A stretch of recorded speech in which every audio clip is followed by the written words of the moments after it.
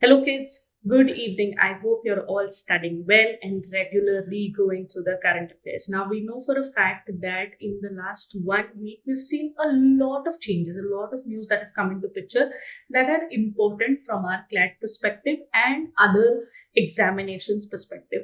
So, let's get into it. Today, we have quite a lot of news to discuss. Without wasting any minute, let's try to discuss the first news. What is it? India to host the WTSA 2024. Now, what is this? This is the World Telecommunication Standardizations Assembly, and this will be hosted from the 14th October to the 24th of October. Now, this is a major event, and it will be the first time that will be held in Asia. Similarly, this is an important global conference for which takes place every 4 years, and it has been organized by International Telecommunications Union, which is ITU.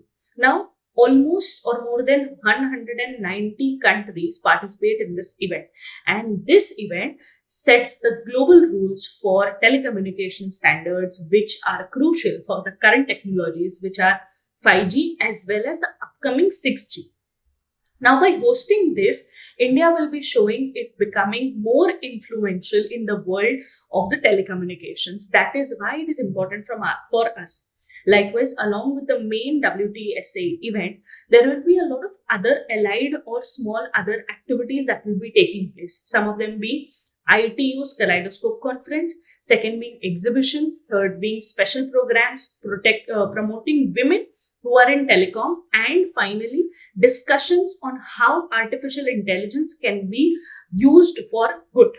So please make a note of this. Moving on, the second one, Dadasaheb Phalke's Lifetime Achievement Award. Now, this award has been conferred, or it will be honored to Mithun Chakraborty or at the 70th National Film Awards on the 8th of October 2024. Now, this is for his remarkable contribution in the Indian cinema, and he was also honored in this year itself with the Padma Bhushan Award, solidifying his status as a cultural icon.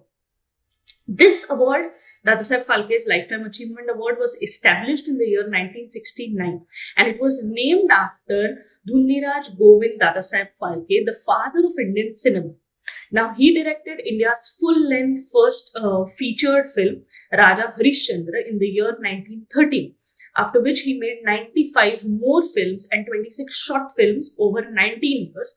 Along with this, he collaborated with the famous painter Raja Ravi Verma, and the first recipient to get this award was Devika Rani in the year 1969. So please make a note of this. Not only the person who's going to achieve the award this year or receive the award this year, but also the history of it. Moving on, this year again, if you remember in multiple sessions, I've told you anniversaries play a very important role. First year, second year, fifth year, 10th year, 15th year, 20th year, 25th year, 50th year, 75th year. All of these years play a major role. So this year we are celebrating 10 years to Swachh Bharat Mission. Now, this mission was launched on October 2nd, 2014. Now, the aim here was to make India cleaner and healthier by ending open defecation and improving waste management. But in the year 2024, we celebrate its 10 years anniversary. Similarly, the mission was divided into two parts. What are these two parts? Swachh Bharat Mission Gramin, that is for villages, and Swachh Bharat Mission Urban for the cities. And it focused on building toilets, managing waste, and changing people's behavior towards cleanliness. Likewise, the success of the first phase of SBM, after which the government launched the phase 2 of it, that is SBM 2.0, in the year 2021. And in this new phase, the focus was more on managing the garbage, plastic waste, and water waste in the cities. Now, the government has also planned to clear 2,000 or 400 old landfills in the cities by the year 2025.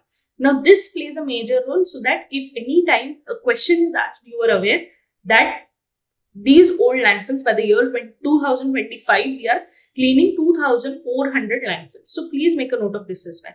Likewise, this mission, which is the Swachh Bharat Mission Gramin specifically, it has been implemented by the Ministry of Jal Shakti. Now, quickly in the comment section, drop me a message, or in the comment section, let me know who is the minister for this Ministry of Jal Shakti. Moving on, the phase 1 started from the year 2014 to 19. Similarly, the phase 2 is from the year 2019 till 2025. Please make a note of all of these things. Moving on, similarly, in the last slide, we mentioned about 10 years to Swachh Bharat Mission. The slide we are talking about 10 years to Make in India. Now, what is this? This was again launched in the year 2014 in the month of September. And this was launched by Prime Minister as a part of the border strategy to revitalize the nation's economy. Now, this initiative basically promises the investors, both domestic and overseas, a conducive environment to turn 125 crore population strong India a manufacturing hub and something that will also create job opportunities. Now, this commits to achieve for the country an increase in manufacturing sector from almost 12 to 14% per annum over the medium term. This again figure plays a major role. Similarly, the target is to increase the share of manufacturing in the country's gross domestic product, that is GDP, from 16% to 25% by the year 2022. Have we achieved it? Please make a note of that. Likewise, it also aims to create 100 million additional jobs by 2022 in the manufacturing sector alone. Likewise, Indian government prioritizes 25 sectors under the Make in India mission. So please make a note of those 25 sectors as well. Now, this is to attract the foreign direct investment and to promote domestic manufacturing. So please make a note of these things as well as the 25 sectors under which we want to promote or emphasize Make in India mission majorly. Please make a note of all of these things. Moving on, coming to the fifth topic of today, which is leprosy. Now, what is leprosy? I'm hoping you are aware of the basics of leprosy. But what has happened is Jordan actually becomes the first country in the world to eliminate leprosy, and this has been officially verified by WHO, which is World Health Organization. You must study about this. Reason being, India was one such country who mentioned about completely eliminating leprosy, but now it has come back. So please make a note of this, that even though we mentioned that India had eliminated leprosy, but in today's time the reports mention something, that the growth of increase of patients or increase of people having leprosy in India has been almost doubled, and it is we are one of the highest contributors in this at the global level. Now, what is this? It is also called as Hansen's disease. It is a chronic infectious disease caused by the bacteria Mycobacterium leprae or Mycobacterium lepromatosis. It is primarily affecting the skin, nerves, respiratory tract, and eyes. Now, this is spread via or through prolonged close contact with an infected person, and the transmission occurs via respiratory droplets, which may be sneezing or coughing. Now, the high burden countries tend to be India, Brazil, and Indonesia. Likewise, it is generally seen that it is common in the tropical and subtropical region. That is one of the reasons why India, Brazil, Indonesia. Now, the efforts for elimination of leprosy from India as well as at the global level. What are at the global level? WHO's Leprosy Elimination Program, WHO's Leprosy Strategy from 2021 to 2030. Likewise, International Leprosy Association, ILA. Likewise, in India, we have two missions, that is National Leprosy Elimination Program, that is NLEP, and National Health Mission. So please make a note of all of these things. Now, coming to the sixth discussion or sixth topic of discussion for today, which is Global Innovations Index of 2024. Now, what is this?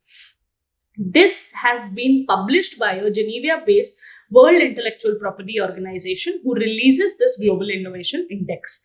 Now, it is a report that ranks the innovation performances of almost 133 economies. Now, this highlights Switzerland, Sweden, United States, Singapore, and UK as the world's most innovative economies. Likewise, China, Turkey, India, Vietnam, and Philippines emerged as the fastest climbers over the past decade. Now, the ranking of over 130 economies, China happened to reach the 11th position and remains the only middle economy in the GII top 30. Likewise, India has moved up to the 39th position among 133 economies in the Global Innovations Index, according to the report by this World Intellectual Property Organization, or WIPO. Now, this is substantial improvement for the standing of 81st, which was in the year 2015. So, we have seen a development over here, but at the same time, there is a lot that we need to study about. So, please make a note of this as well. Coming to the next news or next topic of discussion, recently in my other videos as well, I happened to mention something with regards to passive euthanasia. So the new draft guidelines have been released with regards to passive euthanasia. And to put it this way, this is the right to die with dignity. Now these guidelines have been released by Union Health Ministry. And the Union Health Ministry mentioned that the withdrawal of life support is for terminally ill patients focuses on the process of stopping life support measures in people with terminal illness. Likewise, terminal illness is defined in the draft as a condition that is incurable and will lead to death in the near future. The guidelines outline 4 key conditions withdrawing life support. Now, what are these 4 key conditions? First one being brain stem death, when the patient has been declared brain dead. Second being advanced diseases, when the doctors believe that aggressive treatment will not help the patient anymore. The third one being informed refusal, when the patient and their legal representative refuses life support after understanding the medical prognosis. And the fourth one being Supreme Court's procedure compliance, following legal processes as outlined by the Supreme Court of India. Now, passive euthanasia is when life support treatments such as ventilators or feeding tubes are stopped, allowing a person to die naturally from their illness. Now, this differs from active euthanasia when the steps are directly taken to end someone else's life. Active euthanasia is illegal in India and it's crime under Indian Penal Code as well as under the new laws. Likewise, active or euthanasia is legal in several countries. Some of them be Netherlands, Belgium, Luxembourg, and Spain. So please make a note of this because it is very important. Over the last few years, we have seen quite a lot of cases with regards to this, or to put it this way, right to die with dignity. So you may potentially have some question with regards to legal current affairs. So prepare yourself accordingly.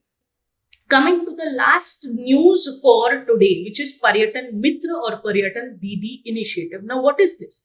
It was launched by the Ministry of Tourism on the World Tourism Day, which was on the September 27th.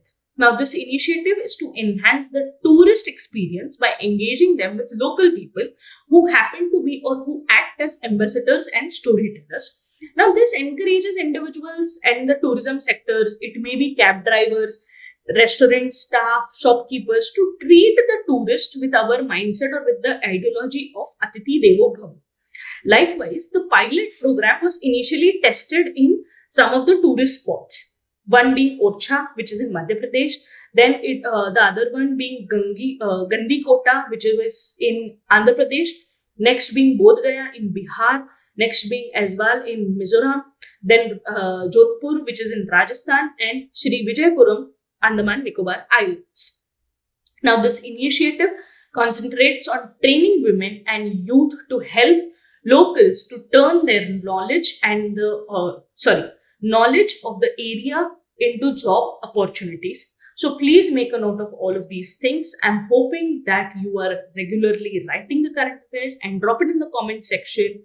Who is the Minister for Ministry of Jal Shakti? I'll see you all in the next video. Till then, bye-bye, take care and all the best.